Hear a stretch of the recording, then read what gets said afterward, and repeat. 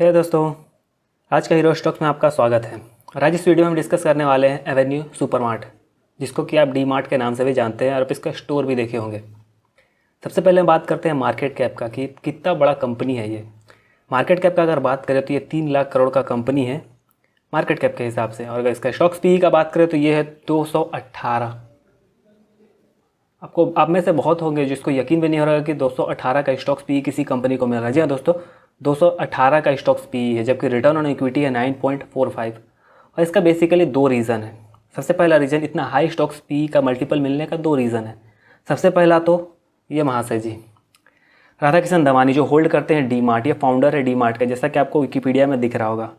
सबसे पहला ये इन्वेस्टर है और ये उन कंपनियों में इन्वेस्ट करते हैं जो आगे जाकर ग्रो करने वाला है। तो एक समय जब ये डी मार्ट में इन्वेस्ट किए तो इसमें बहुत छोटा कंपनी था और अच्छे तरीके से चलाने की वजह से इनका नाम इन्वेस्टर की तरह एक अच्छा नाम ये पहले अपना ग्रो कर चुके हैं। और ये किसी बिजनेस को होल्ड करते हैं तो आदमियों को लगता है कि हाँ ये अच्छा बिजनेस है। खैर ये अच्छा बिजनेस तो है, लेकिन इतना भी अच्छा नहीं है कि इसको स्टॉक्स पी मल्टीपल 218 का दिया जाए।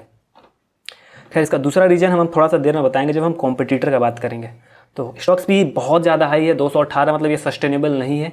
अगर कभी कभी ऐसा होता है कि प्रॉफिट कंपनी का गिर जाता है, जिसके वजह से क्या होता है कि अर्निंग तो कम हो जाता है लेकिन प्राइस वहीं पे स्टेगनेट रहता है, जिसके वजह से स्टॉक्स पी बहुत ज़्यादा बढ़ जाता है। अगर आपको नहीं समझ में आया तो फिर से बता दें कि स्टॉक्स पी में ऊपर होता है प्राइस कंपनी का, नीचे होता है अर्निंग। मान लेते हैं किसी रीज़न की वजह से अर्निंग डाउन चला गया, अब अर्निंग डाउन चला गया और प्राइस वहीं पे है तो मतलब स्टॉक्स पी बढ़ जाता है। तो इस केस में ऐसा हुआ भी नहीं है, तो जिसकी वजह से हम कह सके कि प्राइस गिर गया जिसकी वजह से स्टॉक्स पी डाउन हुआ, ऐसा भी नहीं हुआ है। तो ओवरऑल अगर देखा जाए तो ये काफ़ी हाई वैल्यूएशन पर ट्रेड हो रहा है। अब थोड़ा बात करते हैं इसका पॉजिटिव पॉइंट का। सबसे पहला तो ये ऑलमोस्ट डेट फ्री कंपनी है। और अगर नेगेटिव पॉइंट का बात करें तो ये बहुत हाई वैल्यूएशन पे ट्रेड हो रहा है। इसका अगर रिटर्न ऑन इक्विटी का बात करें तो लास्ट 3 साल में इसका रिटर्न ऑन इक्विटी है 13% के आसपास। और कंपनी डिविडेंड तो पे नहीं कर रहा है, लेकिन ये प्रॉफिट कंटिन्यूस जनरेट कर ले रहा है। ये इसका कुछ पॉजिटिव पॉइंट है। अगर इसका पीयर्स के साथ कंपैरिजन करें, मतलब इसका कॉम्पिटिटर कौन कौन है, सबसे पहले देखते हैं। तो ये लिस्ट है 7 कंपनी का, जो कि इसका लगभग कॉम्पिटिटर हम बोल सकते हैं लेकिन है नहीं। आपको यहाँ पता चलेगा कि इसको इतना हाई स्टॉक्स पी मल्टीपल मिल क्यों रहा है। आपको second, third, fourth, fifth, six जो भी कंपनी है बीच का, कोई प्रॉफिट नहीं दिया, सारा का सारा लॉस दिया। इसके वजह से किसी का पी कैलकुलेट ही नहीं हुआ। और अगर रिटर्न ऑन कैपिटल एम्प्लॉयड इस सब का देखें तो आपको दिखेगा कोई है नेगेटिव में और कोई जो है वो सिंगल डिजिट में है। एक ही है जो डबल डिजिट में है और उसका स्टॉक्स पी 21 है, वो है ओस्ला हाइपर रिटेल। बाकी अगर जो भी कंपनी को देखा उसका मार्केट कैप भी काफ़ी कम है, 100 करोड़ के आसपास, बहुत छोटा कंपनी है अगर कंपेयर करें एवेन्यू मार्ट से। तो ओवरऑल अगर बात किया जाए तो कोई कॉम्पिटिटर ही नहीं है जो सुपर मार्ट चला रहा है इंडिया में, इंडियन कंपनी जो कि लिस्टेड है। ऐसे बहुत सारा कंपनी चला रहा है, विदेशी कंपनी है, लेकिन हम यहाँ बात कर रहे हैं इंडियन कंपनी का जो लिस्टेड है इंडिया में। तो Avenue super mart single player है, जिसके वजह से, और इसको राकेश दमानी ओन करते हैं, इसके वजह से इसका स्टॉक्स पी मल्टीपल 218 है। यही 2 रीज़न है, दूसरा कॉम्पिटिटर ही नहीं है। और कोविड में और एक रीज़न हम बोल सकते हैं कि कोविड में अकेला ऐसा कंपनी था जो प्रोडक्ट बेच रहा था, क्योंकि गवर्नमेंट प्रमोट कर रहा था वैसा कंपनीज को जो कि नॉर्मल चावल या कुछ और प्रोडक्ट बेच रहे हैं उसको। ये तो था ओवरऑल कॉम्पिटिटर के बारे में। अब थोड़ा सा बात करते हैं क्वार्टरली अर्निंग का। अगर क्वार्टरली अर्निंग का बात करें तो पिछला 12 क्वार्टर में पहले चेक करते हैं कि क्या कंपनी सच में प्रॉफिट जनरेट कर रहा है या नहीं, या सेल्स जनरेट कर रहा है या नहीं। अगर लास्ट 12 क्वार्टर का हम देखें तो कंपनी कंटिन्यूस सेल्स जनरेट किया, लेकिन थोड़ा बहुत डिप आया है। कोई क्वार्टर में, जैसे जून 2020 में थोड़ा बहुत डिप आया, कोविड की वजह से मोस्टली था, लेकिन हाँ कंपनी सामान बेच पा रहा था, ये एक अच्छा बात था। गवर्नमेंट सपोर्ट कर रहा था, वैसे शॉप्स को बोल सकते हैं जो कि ज़रूरत का सामान बेच रहे थे, जो कोविड का टाइम जरूरी था, जिसकी वजह से उस क्वार्टर में इसका ऑपरेटिंग प्रॉफिट भी डाउन हुआ था, और जिसकी वजह से नेट प्रॉफिट तो डाउन होना ही था। तो ओवरऑल कह सकते हैं कि कंपनी को सेल्स तो जनरेट हो रहा है, ट्रेंड भी पॉजिटिव है, थोड़ा बहुत डाउन ट्रेंड कभी कभी होता रहता है, लेकिन ओवरऑल ट्रेंड पॉजिटिव है और प्रॉफिट भी कंपनी को हो रहा है। ये तो था क्वार्टरली। अब ईयरली का देखते हैं कि साल दर साल कैसा कंपनी परफॉर्म कर रहा है। कंपनी आया है 2012 में, इसीलिए आपको 2010 से डेटा नहीं दिख रहा होगा। आप में से कुछ बोल सकते हैं कि 2010 से इससे पहले जो भी हम कंपनी डिस्कस किए हैं उसमें 2010 तक का डेटा रहता था, इसमें 2012 से, क्योंकि कंपनी ही स्टार्ट हुआ 2012 से पहले, जस्ट 2011 में स्टार्ट हुआ। इसकी वजह से इसका जो एनुअल रिपोर्ट हुआ पब्लिश होना शुरू किया 12 से। तो अगर पिछला 8 साल का, हम 8-9 साल का रिकॉर्ड देखें तो कंपनी का सेल्स था 12 में 2000 करोड़, जो बढ़ के हो गया 24,000 करोड़, मतलब 12 गुना के आसपास इसका सेल्स इंक्रीज़ किया है। तो अगर कंपनी काफ़ी बढ़िया हो तो उसका प्रॉफिट, नेट प्रॉफिट 12 गुना लगभग उसे ज़्यादा इंक्रीज़ करना चाहिए था। हम कंसीडर करते हैं कि हाँ कंपनी काफ़ी बढ़िया है, अपना जो मार्जिन है उसको इंक्रीज़ कर रहा है। तो यहाँ पे अगर हम देखें तो नेट प्रॉफिट है कंपनी का 60 करोड़, अगर इसका 12 गुना करें तो ये होता है लगभग 700 करोड़ के आसपास। तो हम क्लियरली देख सकते हैं कि कंपनी का जो नेट प्रॉफिट मार्जिन है वो इंक्रीज़ हुआ, जिसके वजह से सेल्स 12 गुना बढ़ा, लेकिन नेट प्रॉफिट 12 गुना से भी कई ज़्यादा गुना बढ़ गया है। तो ये एक अच्छा पॉइंट मेरे हिसाब से है कि कंपनी का नेट प्रॉफिट बढ़ रहा है, साथ ही साथ मार्जिन भी इंक्रीज़ हो रहा है। और ओवरऑल देखा जाए तो कंपनी कभी भी लॉस नहीं किया है पिछला 8-9 साल में, जब से भी चल रहा है लॉस नहीं किया है, जो कि काफ़ी अच्छा पॉइंट है डी मार्ट के बारे में, या कहें एवेन्यू सुपर मार्ट के बारे में। ये तो था ओवरऑल कंपनी कैसा परफॉर्म कर रहा है। अब थोड़ा सा बात करते हैं प्रीवियस डेटा का कि कैसा प्रीवियस डेटा रहा। अगर सेल्स ग्रोथ का बात करें तो इसका सेल्स ग्रोथ 23% से ग्रो किया है 5 साल में, और प्रॉफिट का उसी टाइम बात करते हुए 28% से ग्रो किया है, मतलब सेल्स से ज़्यादा ग्रो किया है प्रॉफिट। अगर 3 साल का बात करें तो वो 17% से ग्रो किया, लेकिन अगर प्रॉफिट का बात करें तो उसी 3 साल में ये 12% से ग्रो किया। मतलब थोड़ा बहुत कंपनी स्ट्रगल कर रहा है बिकॉज ऑफ कोविड की वजह से। हम लोग समझ सकते हैं कि थोड़ा बहुत कोविड की वजह से सेल्स कम हुआ है, और जिसके वजह से इसको ग्रोथ में थोड़ा सा इम्पैक्ट पड़ रहा है। ओवरऑल अगर देखा जाए तो कंपनी जिस रेट से कंपाउंड कर रहा है सेल्स को, उसे बेहतरीन तरीके से ग्रो कर रहा है अपना प्रॉफिट को।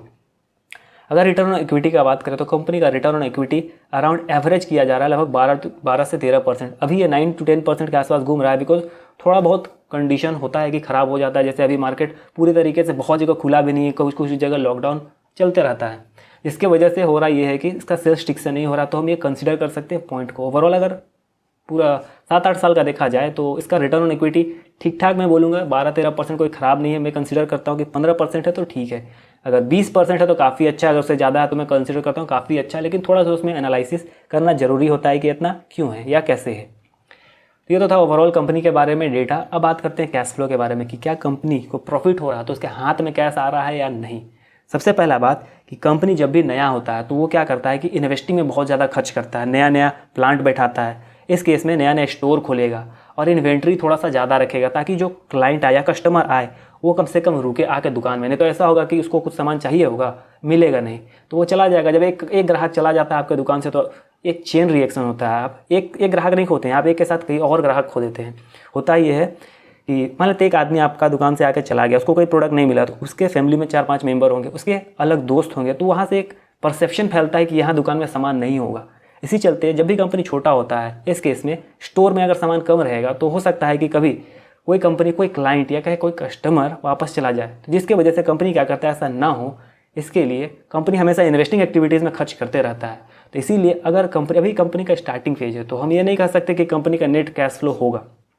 आप किसी भी कंपनी को उठा कर देख लीजिए, आप चाहे अमेजन को ही देख लीजिए, जब वो स्टार्टिंग फेज में जब एक्सपेंशन कर रहा था, शुरुआत में था, तो उस समय भी उसका नेट कैश फ्लो नेगेटिव था, क्योंकि उस समय वो कैपेक्स में खर्च कर रहा था। तो इस केस में ये नया नया स्टोर खोल रहे हैं और इन्वेंट्री को अपने पास रख रहे हैं, जिसके वजह से इनके पास प्रॉफिट तो हो रहा है। आपको प्रॉफिट जो पैट था उसके बाद ऑपरेटिंग एक्टिविटी से हाथ में पैसा तो आता दिख रहा है, ऐसा नहीं कि पैसा नहीं आ रहा है। इनका सामान तुरंत बिकता है, जिसके वजह से पैसा हाथ में आ रहा है, लेकिन सारा पैसा खर्च हो रहा है इन्वेस्टिंग एक्टिविटीज़ में। और ये एक ऑलमोस्ट डेट फ्री कंपनी है। यहाँ दिख रहा है कंपनी लगभग डेट तो उठा रहा है, क्योंकि पॉजिटिव ये दिख रहा है, तो फाइनेंसिंग एक्टिविटीज़ में डेट उठा रहा है कंपनी। कुछ सालों ये में जैसे 2018 में डेट डिक्रीज़ किया है, लेकिन ओवरऑल अगर देखा जाए तो कंपनी डेट को इंक्रीज़ किया, यहाँ देखने से पता चल रहा है फ्रॉम फाइनेंसिंग एक्टिविटीज़। ओवरऑल अगर हम एक लाइन में समझे तो कंपनी इन्वेस्टिंग एक्टिविटीज़ में बहुत ज़्यादा खर्च कर रहा है, बिकॉज एक्सपेंशन फेज में, और इसका नेट कैश फ्लो इसीलिए अभी नेगेटिव है, जो कि अभी कंसीडर करना उतना खास पॉइंट नहीं होगा, क्योंकि कंपनी जब बड़ा हो जाएगा तब उसका नेट कैश फ्लो इसी का जो कैपेक्स खर्च किया है उससे ही बढ़ेगा ज़्यादा। तो एक तरह से लेवरेज ले रहा है, हम एक तरीके से बोल सकते हैं। तो ये तो था कैश फ्लो के बारे में। अब थोड़ा सा बात करते हैं ratios, debtors day, inventory day और पेएबल डे। इन्वेंट्री डेज़ का बात करें तो इसका इन्वेंट्री डेज है लगभग 38 to 40 डेज़ के आसपास। तो जैसा मैंने पहले बात किया कि इन्वेंट्री डेज तो रहेगा, ये एक मार्ट है तो यहाँ सामान आएगा रहेगा, तो लगभग 38 से 40 दिन के आसपास इसके पास सामान रहता है, बाकी बिक जाता है। और ये पेमेंट करता है अपना जो इसको सप्लाई करता है उसको लगभग 8 से 10 दिन में पे कर देता है। लेकिन जो डेटर्स डे है जिससे ये पेमेंट लेता है वो 0 या 1 डे है, मतलब तुरंत सामान खरीदार तुरंत पैसा ले लिया, इसीलिए वहाँ 0 और 1 दिख रहा है। तो डेटर्स डे तो लगभग रिटेलर जो भी इस तरीके का बिजनेस करता है उसका इसी तरीके का होगा। तो ओवरऑल हम देख सकते हैं कि इन्वेंट्री डेज थोड़ा सा ज़्यादा है as compared to payable days. तो हमको ये समझना होगा कि ये इसी तरीके का बिजनेस है। ऐसा नहीं है कि हम ये मान लें कि इन्वेंट्री डेज ज़्यादा है तो ख़राब है, पेएबल डेज कम है तो ये ख़राब है, तुरंत पे कर दे रहा है, ऐसा नहीं है।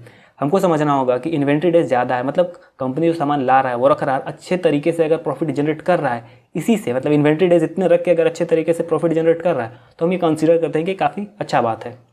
ये तो था रेशियोज़ के बारे में, जो कि जिससे हमको देख के पता चला कि हाँ कंपनी ठीक ठाक परफॉर्म कर रहा है, प्रॉफिट जनरेट कर रहा है इसी रेशियो को मेंटेन करते हुए।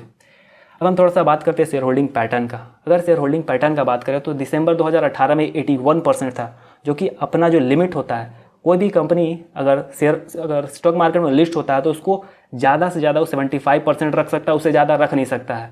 तो हमको शायद लगता है कि फोर्स किया गया होगा इसको सेबी के द्वारा कि अब अपना जो शेयर है उसको थोड़ा सा डाइल्यूट करे, जिसके वजह से हुआ ये कि दिसंबर 2019 में कंपनी थोड़ा सा डाइल्यूट करना शुरू किया। मार्च 2020 में 74.99% रखा है, मतलब हाईएस्ट लेवल पर रखा है। इससे ज़्यादा कोई होल्ड नहीं कर सकता, आप 75% होल्ड नहीं कर सकते, वो मैक्सिमम लिमिट है इंडिया में। तो यहाँ देख के पता चलता है कि मैनेजमेंट को कितना भरोसा है कंपनी में, ओवरऑल शेयर अपने पास ही रखा है। अगर हम बात करें एवेन्यू सुपरमार्ट का शेयर होल्डिंग पैटर्न का कि डाइल्यूट कभी किया है कि नहीं किया है, तो पेज खैर नहीं खुल रहा है, यहीं से देख के पता चल जाएगा आपको कि कंपनी डाइल्यूशन तो किया है, लेकिन वो डाइल्यूशन सेबी के कहने पे किया है कि आप 75% तक होल्ड नहीं कर सकते, जिसके वजह से कंपनी जो शेयर होल्ड कर रहा है 81% कर रहा था, अभी 74.99 कर रहा है, बिकॉज ऑफ सेबी का रिकमेंडेशन कि आप 75% ही कर सकते हैं। ये तो था ओवरऑल कंपनी के बारे में डेटा। मैं आशा करता हूँ कि आपको ये कुछ डेटा समझ में आया होगा। अगर कुछ आपको समझ नहीं आया तो मैं चाहूँगा कि आप उसे कमेंट में पूछें। अगर आपको कोई डाउट होता है तो भी आप पूछ सकते हैं, चाहे इस कंपनी के बारे में चाहे किसी और कंपनी के बारे में। मैं चाहूँगा कि आप उसको थोड़ा बहुत पढ़ ले या इस कंपनी के बारे में पढ़ ले, तो आपको थोड़ा सा क्वेश्चन पूछने में भी अच्छा लगेगा। अगर वीडियो आपको पसंद आता है तो मैं चाहूँगा कि आप इस वीडियो को लाइक कर दें, और अगर इस चैनल के वीडियोज़ आपको पसंद आते हैं तो मैं चाहूँगा कि इस चैनल को आप सब्सक्राइब भी कर दें। मेरे वीडियो में आखिर तक बने रहने के लिए धन्यवाद दोस्तों।